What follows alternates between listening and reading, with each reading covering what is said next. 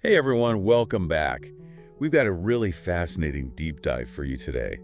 We're heading over to Rwanda, to a place called Bugesera. Bugesera. Yeah, Bugesera. You see, this place has been making headlines lately, and for good reason. It's like gone from 0 to 60 in record time. We're talking billions of dollars in development, a total transformation. Billions. That's a lot of zeros. What's going on over there? Well, we actually got our hands on a recent special report from a Rwandan news outlet, and let me tell you, it's juicy stuff. Yeah. By the end of this, you'll not only know what's being built, but why it matters, and not just for Rwanda. This could be like a model for development, a blueprint. Okay, you've piqued my interest. Let's dive in. So where do we start? All right, so picture this. A region once considered practically uninhabitable, right? Now it's attracting massive investment. Okay, so what's the secret sauce? How'd they turn things around? Well, according to this report, it's a classic case of location, location, location, or at least how it played out. Apparently, Bugesera had a bit of a, let's say, image problem. Image problem. How so? It's considered undesirable, plagued by cheesy flies, even a place of exile. The report actually calls it, and I quote, a place of death. A place of death! Yikes, that's not exactly what you want to hear when you're looking at real estate brochures. Talk about a PR nightmare. Yeah. Not exactly investor bait.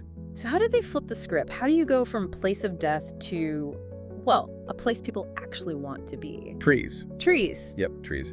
They launched this massive reforestation effort, and it wasn't just about the environment, although that obviously benefited. It completely changed how people saw Bugesera. As the trees grew, rainfall increased, and suddenly this once-forgotten area was looking a lot more appealing. Wow, they literally changed the climate. Okay, that's impressive. But people need more than just a nice climate. Right, and that's where location comes back into play. You see, Bugesera is close to Kigali, Rwanda's capital, and it's bustling. People started seeing the potential like, hey, cheaper land, nicer environment, a quieter pace of life, but we're still close to the action. Ah, so like finding a hidden gem right outside the city. Exactly. And, Kigali residents, they jumped at the opportunity, started buying land, building homes, from place of death to hot property. Quite a comeback story, don't you think? That's quite a turnaround. But speaking of changing perceptions, can we talk about this mega airport I keep hearing about? The Bugesera International Airport. Oh yeah, that's right. This thing is massive, isn't it? Massive is an understatement. We're talking Rwanda's biggest ever project. A $2 billion behemoth that'll be the country's flagship airport. And it's not some distant dream either. President Kagame himself has said he wants 70% of the first phase done by the end of this year. Wow, that's ambitious. So what can we expect? Well, initially it'll handle around 8 million passengers, but get this, eventually they're aiming for a whopping 14 million. 14 million. That's like moving entire cities through this airport. This project's been in the works for a while, though, hasn't it? It has. First took flight, so to speak, back in 2016 with a Portuguese firm, but as things got going, Rwanda decided, why not aim higher? Bold move. Right, so they partnered up with Qatar Airways in 2019 to create a truly world-class airport. I can only imagine the price tag on that. Oh, it's skyrocketed, naturally. But you know what they say, you gotta spend money to make money. And it sends a message, doesn't it? Rwanda's playing in the big leagues now. So we've got this mega airport in a region once written off as uninhabitable. But this isn't just about one project, is it? It feels bigger, like this is just the start of something much, much bigger. You're picking up on something. This airport, it's like the tip of the iceberg. This is about transforming Bugesera from within. And what better symbol of that connection than a brand new expressway directly to Kigali? Exactly. And this expressway, it's not just about shaving time off commutes, it's a game changer for the whole region, improving connectivity, opening up all sorts of possibilities. Linking Rwanda to the world stage. Precisely. They're building that link with concrete and asphalt, making it a reality. It's really something. It's like the old saying goes, build it and they will come. But attracting people, that's only half the equation, right? You got to invest in the people who are already there, which is where our next stop takes us. Ooh, where's that? Stater School. And it's a place close to the hearts of both President Kagame and President Museveni. No, that's interesting. Yeah, so Inter School, it's not just another project, It's got like a personal touch to it. Oh, really? How so? Well, the original Inter School, it's this prestigious boarding school, but in Uganda. And get this, both Presidents Kagame and Museveni, they're alumni. No kidding. Talk about a blast from the past, huh? Going back to school. So what's the story with this new into Terre School? Right. So back in 2015, the Rwandan chapter of the school's Alumni Association, they launched this big fundraising campaign to build this sister school in Bugesera. Even got some pretty hefty donations from the presidents themselves. Well, that's some serious networking right there. But, you know, this being a deep dive and all, we're not just interested in the nostalgia factor. What does building a school like this say about Rwanda's priorities? It's about the future, really, investing in their own people. This isn't just some building project. We're talking 1,100 students, 35 classrooms, science labs, the whole shebang. Entire school, it's a statement. They're nurturing the next generation, giving them the tools to lead, innovate, compete on a global scale. Sounds like they're laying the groundwork for a brighter future. But even with the best intentions, these big projects, they can hit some snags. Yeah. Did the report mention any challenges with entire school? Well, remember those initial cost projections? Yeah, about that. Let's just say things didn't quite go as planned. See, the Auditor General's report, it revealed that the final price tag for entire school, it ballooned. Ballooned by how much? Try over 4 times the initial estimate. You're kidding. Nope. Went from 6 billion Rwandan francs to a staggering 26.4 billion. Wow, that's quite a jump. Mm-hmm. Any insight into what caused such a massive increase? That's the million-dollar question, isn't it? The Auditor General, their whole job is accountability, transparency, And they raised concerns, particularly about the project management, like there's a lack of clarity surrounding these cost overruns.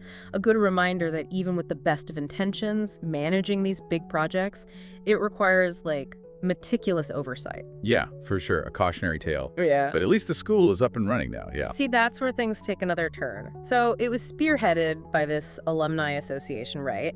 But Entire School is actually slated to become a public institution. Interesting. Yeah, the official handover to the government, that happened back in 2021. But this report, it kind of hints that there's still some back and forth going on about the finer points of the arrangement. Definitely something to keep an eye on. For sure. Sounds like a few more chapters left in this story. Oh, absolutely. But for now, let's shift gears a bit, if you will. Let's talk about something just as vital as education: water.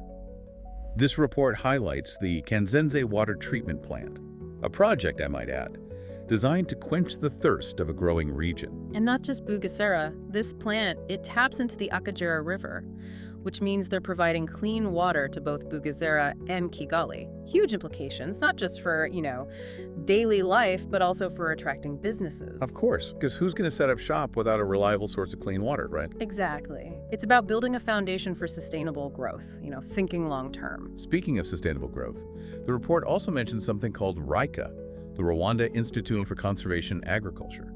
What's that all about? Ah, Rika. See, this is more than just your average agricultural school. It really embodies Rwanda's forward-thinking approach to agriculture. It's not just teaching students the latest and greatest techniques, it's about getting that knowledge out there to the local farmers through these things called extension services. Extension services. Okay, you've lost me. What are those? Basically, it's like taking the classroom to the field, They provide practical training, on-the-ground support, all to help farmers increase their yields and, ultimately, their incomes. Ah, okay, so it's about empowerment, giving farmers the tools to be more productive, more self-sufficient. Exactly. And the coolest thing is that the international communities notice Rika has secured $84 million in investment. They even partnered with the Howard Graham Foundation from the U.S.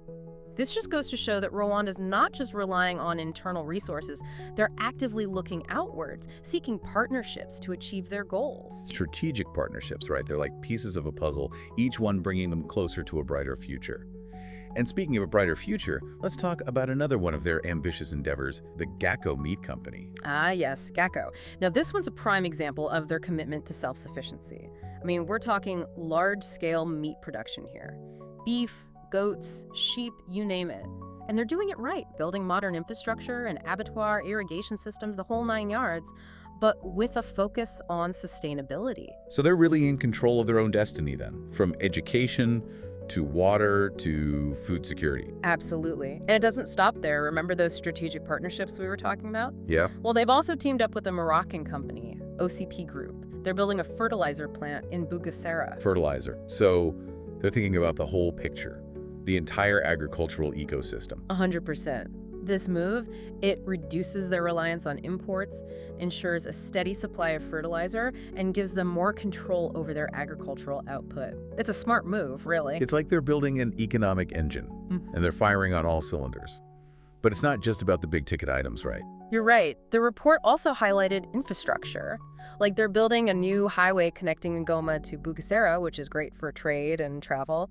And then there's that new modern market in Nyamata, too. It just goes to show they're not forgetting about the everyday lives of the people living there. Creating a thriving ecosystem, not just these isolated projects.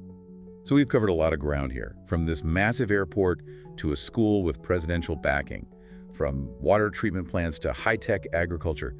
What's the common thread here? What ties all these projects together? It's like they're saying, look, we've got a plan and we're going for it. Exactly. It's about more than just building stuff. It's about changing perceptions, showing the world what Rwanda can be. And it's working. You don't invest billions without expecting a return. So what's the end game? What are they hoping to achieve?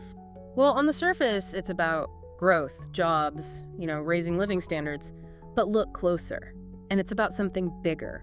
Rwanda's place in the world. They want a seat at the table. Exactly. And they're earning it strategically, investing in their people, their infrastructure, their future. Bugesera is a piece of that puzzle, a very visible one. Like a billboard, right? Rwanda, open for business, but on a much grander scale. And it's a powerful message.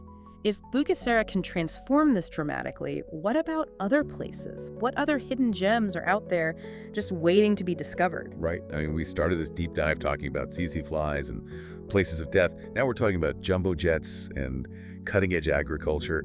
It's remarkable. It really goes to show what's possible with vision, dedication, and a bit of, well, a lot of investment. Bugesera isn't just about one region in Rwanda. It's a story about ambition, about defying expectations. If they can pull this off, who knows what's next? It's an exciting time for Rwanda, that's for sure. And on that note, we're going to have to wrap things up. Thanks for joining us for this incredible look at Rwanda's transformation. Until next time, keep exploring and keep asking those questions.